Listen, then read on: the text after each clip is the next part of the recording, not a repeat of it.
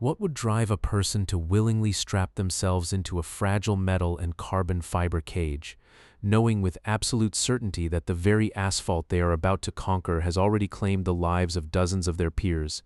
Imagine gripping a steering wheel, staring down a narrow ribbon of pavement where the concrete walls seem to blur and close in on you at over 230 miles per hour, fully aware that a single microsecond of miscalculation, a sudden gust of wind, or a microscopic mechanical failure won't just end your race, but will violently end your life. Why do we as a society celebrate and continue to race on a track that is, by all statistical and historical measures, one of the deadliest pieces of sporting infrastructure ever constructed by human hands? Welcome to the dark, unforgiving and brutal reality of a circuit that has quite literally killed too many drivers. This isn't just a story about bad luck or unfortunate timing. This is about a terrifying intersection of raw physics, unyielding human ambition, and a track design that punishes the slightest millimeter of error with absolute catastrophic devastation. To understand why this place is effectively a high-speed graveyard, we have to peel back the glamour of motorsport and look at the exact, horrifying moments the track bit back, starting with one of the most violent and graphically shocking impacts ever recorded in the history of racing. But before we get to the twisted metal and shattered concrete, ask yourself this. If you knew a track had a specific corner layout that actively defied the laws of aerodynamics and wanted to launch your car into the sky, would you still keep your foot pinned flat to the floorboard? In the early 1980s, speeds at the Indianapolis Motor Speedway were pushing into a terrifying new frontier, and the cars were evolving into ground effect monsters that stuck to the track using massive amounts of aerodynamic downforce. But downforce is a fickle master, and on May 15, 1982, it betrayed a 33-year-old Texan driver named Gordon Smiley. Smiley was an ambitious and aggressive driver, trying to qualify his March Cosworth at speeds exceeding 200 miles per hour. As he entered Turn 3 during a warm-up lap, the rear end of his car suddenly broke traction. In a street car, when the rear end slides out, your natural instinct is to countersteer, turning the wheel into the skid to correct it. But an Indy car is not a street car. When Smiley countersteered, the massive rear slicks suddenly gripped the asphalt again, because the front wheels were now pointed directly at the outside retaining wall. The sudden return of grip acted like a loaded spring. The car snapped violently to the right, shooting straight up the banking like a bullet fired from a gun. Smiley hit the concrete wall virtually head-on at an estimated 195 miles per hour. The sheer physics of this impact are almost impossible for the human brain to comprehend. The car did not slide. It stopped abruptly, transferring roughly 50 million joules of kinetic energy entirely into the chassis and Smiley's body in a fraction of a second. To put that into perspective, that is the equivalent energy of a massive military explosive detonating directly inside the cockpit. The impact generated well over 100 Gs of deceleration force. The human body is simply not designed to withstand that kind of trauma. The violence of the crash was so extreme that the fuel tank exploded instantly, sending a massive fireball into the sky, while the car itself completely disintegrated.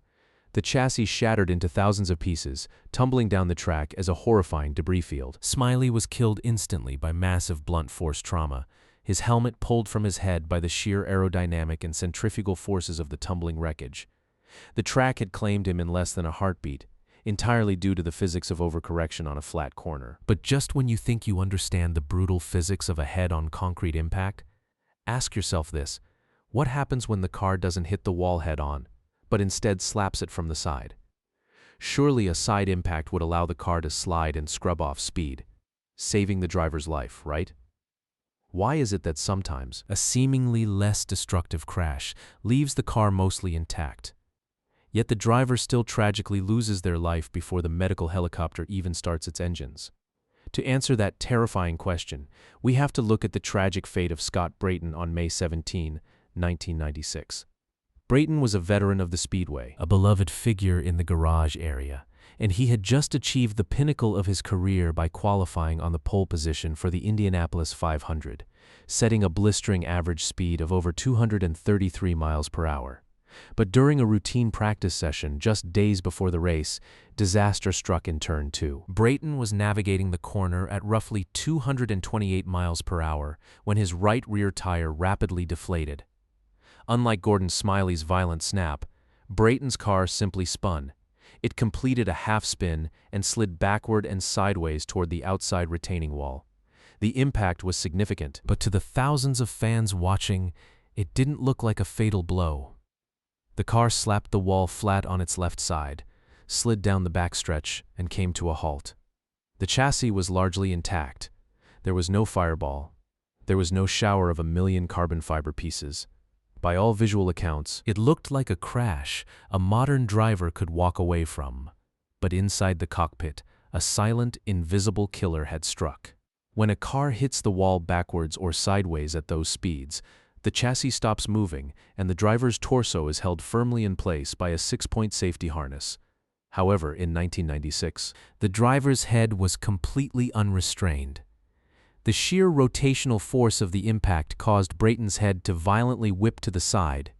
The weight of the helmet, combined with the extreme deceleration, placed thousands of pounds of force on the base of his skull.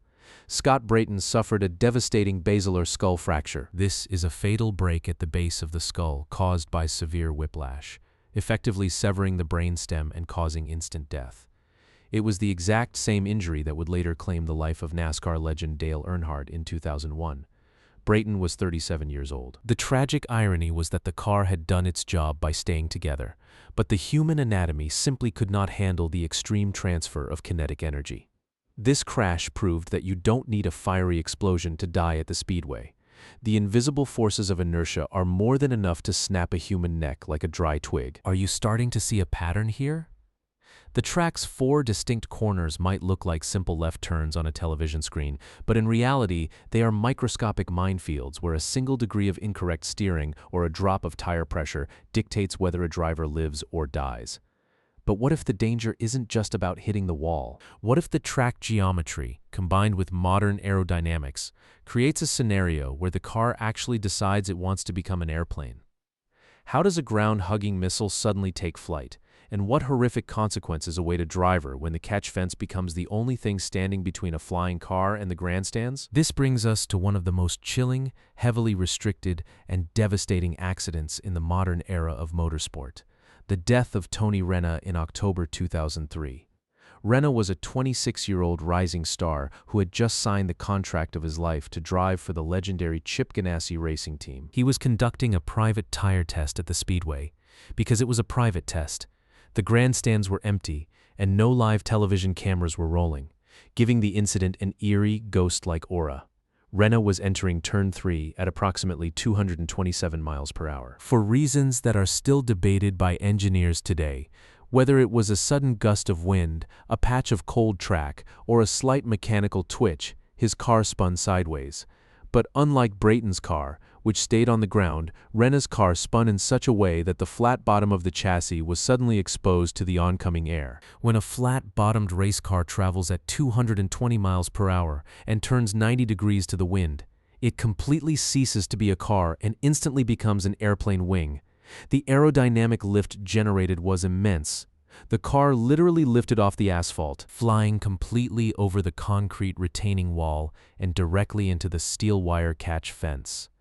The catch fence is designed to keep debris out of the grandstands, but it is not designed to catch a 1,500-pound carbon fiber bullet flying sideways. The impact was utterly catastrophic. The heavy steel cables of the catch fence acted like a giant cheese grater, shredding the car into unrecognizable fragments. The G-forces and the physical destruction were so severe that Tony Renna was killed instantly on impact with massive internal trauma. The wreckage was scattered all over the grandstands and the track. It was a brutal reminder that as cars got lighter, faster, and more reliant on aerodynamic downforce, the margin for error was shrinking to absolute zero. If the downforce is interrupted for even a fraction of a second, physics takes over with merciless brutality. At this juncture, you have to stop and wonder if the modern era, with its carbon fiber safety tubs, crash structures, and aerodynamic studies, is still yielding these terrifying fatal results. What was it like in the earlier decades? Imagine racing around this exact same track in a car made of thin aluminum, sitting literally inside a bathtub of highly flammable fuel, without any of the safety features we take for granted today. What happens when a track demands the ultimate sacrifice, not just from the drivers, but from the brave men working in the pit lane? How does a single crash spiral into a chaotic, fiery nightmare that changes the rulebook forever? Step back in time to the cursed month of May in 1973. It is widely considered one of the darkest months in the history of the Speedway. Before the race even began, veteran driver Art Pollard was killed in a horrific practice crash. His car clipped the outside wall in turn 1, spun backward, and flipped into the grass, subjecting his body to an unimaginable rotational force that resulted in fatal injuries. But the true horror of 1973 unfolded on race day, involving a charismatic young driver named Swede Savage. Savage was driving a brightly colored Eagle chassis, fully loaded with over 70 gallons of highly volatile methanol fuel. On lap 59, as Savage exited turn 4, his car inexplicably twitched. Much like Gordon Smiley years later, the rear end stepped out. The car snapped violently to the left, darting across the track and impacting the inside concrete retaining wall nearly head-on at extreme speed. The impact was so ferocious that it completely sheared off the left side of the car. But that wasn't the worst part.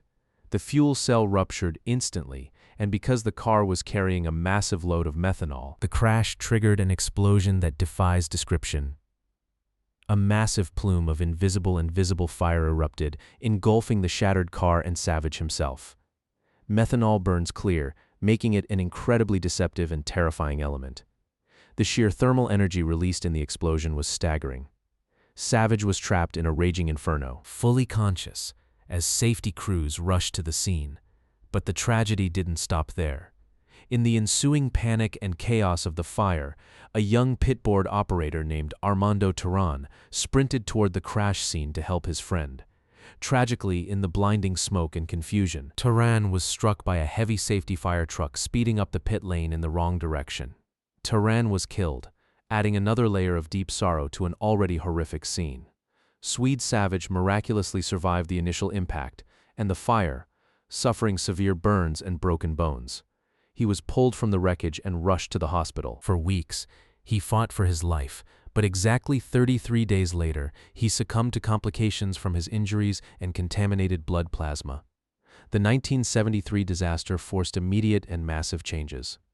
Fuel capacities were drastically reduced, the wings were regulated to lower speeds, and pit lane safety protocols were entirely rewritten. But the track remained exactly the same. The concrete walls didn't move. The narrow groove didn't widen. The track simply demanded that the engineers build safer cages for the drivers to crash in.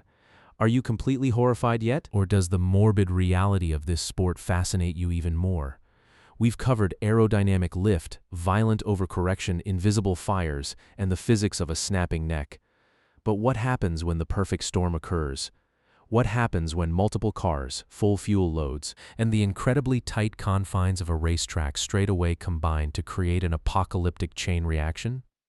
If you think you've heard the worst of it, ask yourself, how does a single spin result in the deaths of multiple drivers in front of hundreds of thousands of traumatized spectators? Let me take you to the darkest day in American open-wheel racing, the 1964 Indianapolis 500.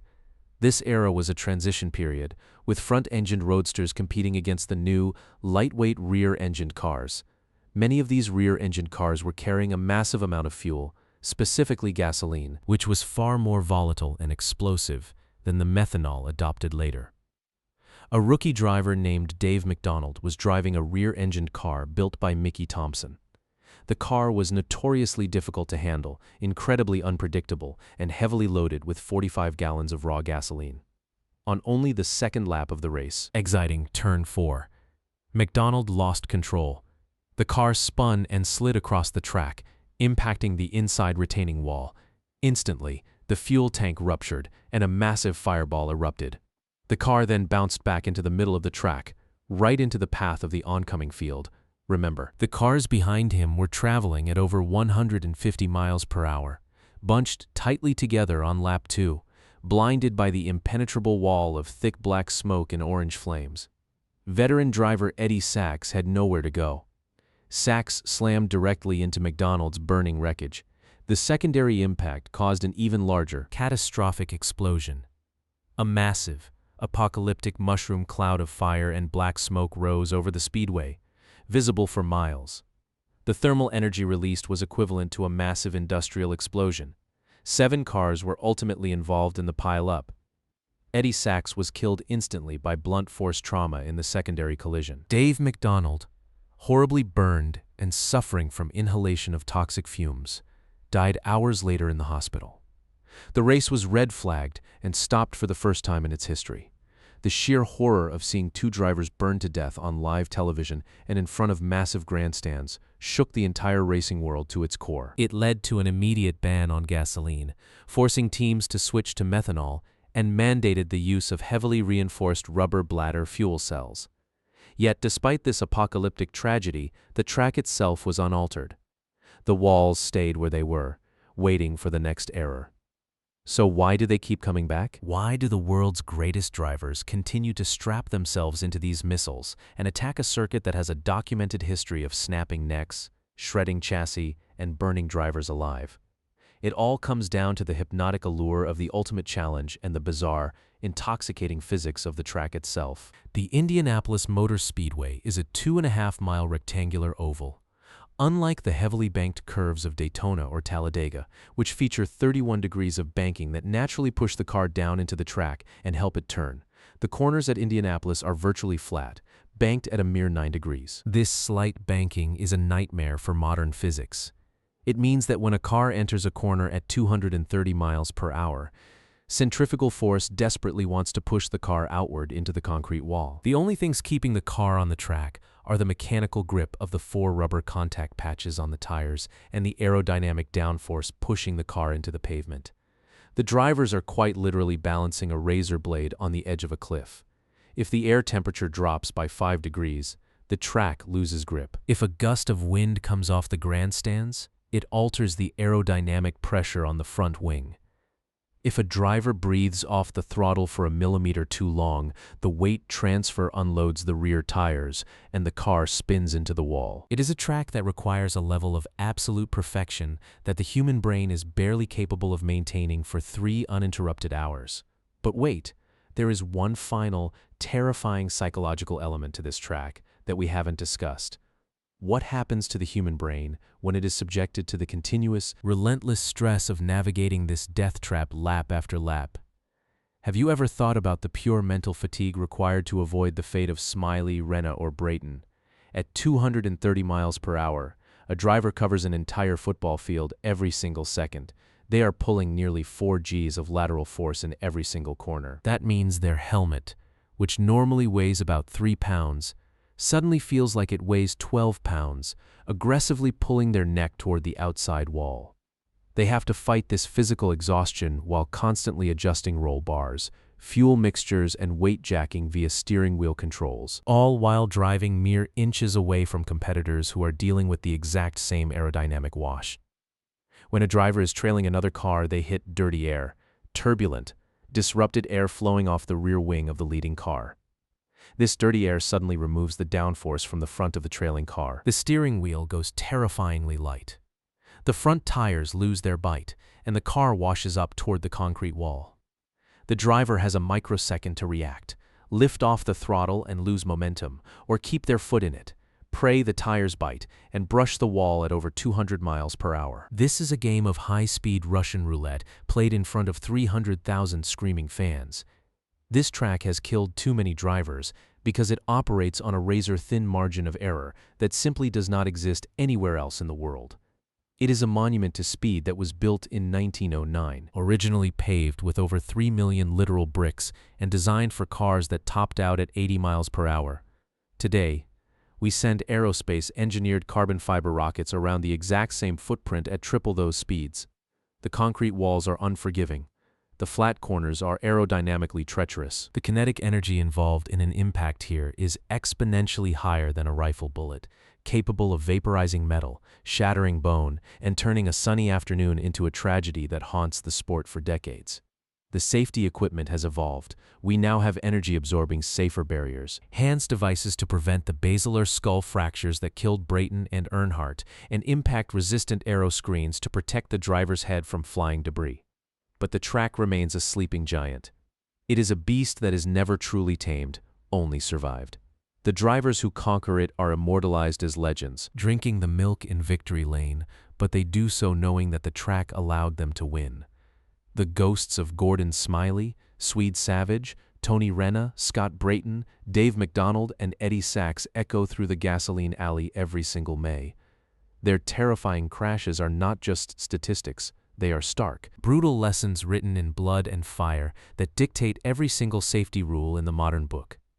We watch because we are mesmerized by the bravery, fascinated by the extreme physics, and silently, undeniably captivated by the sheer, terrifying danger of a track that will absolutely kill you if you disrespect it for even a fraction of a second. The next time you watch a car dive into Turn 1, remember the invisible forces at play, the millions of joules of energy waiting to be unleashed, and the incredible, almost incomprehensible courage it takes to keep the pedal absolutely flat to the floor.